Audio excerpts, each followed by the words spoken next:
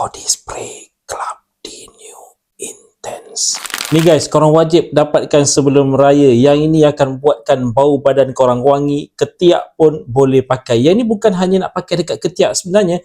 Ramai yang salah faham. Ini body spray. Body spray maksud dia korang boleh sembuh dekat badan. Bukan hanya dekat bahagian ketiak saja, dekat badan pun boleh sembuh.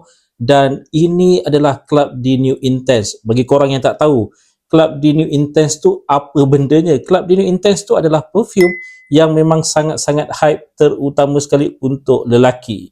Jadi bau body spray Club D New Intense ni memang sebiji macam perfume Club D New Intense tu. Tapi harga Club D New Intense, kalau katakanlah yang 200 ml tu boleh cecah sampai RM300. Yang ini, cuba korang cek, tak sampai pun RM100, RM50 pun tak sampai.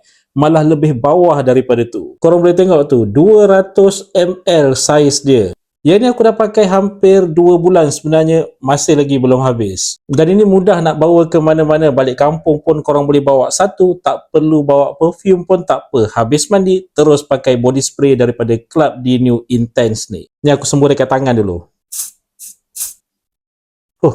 Sebiji macam bau Club D New Intense perfume yang biasa orang lelaki pakai tu. Sempat lagi ni nak beli sebelum raya. Jadi apa kata dapatkan satu, nak beli, klik je pada link aku letakkan dekat bawah ni.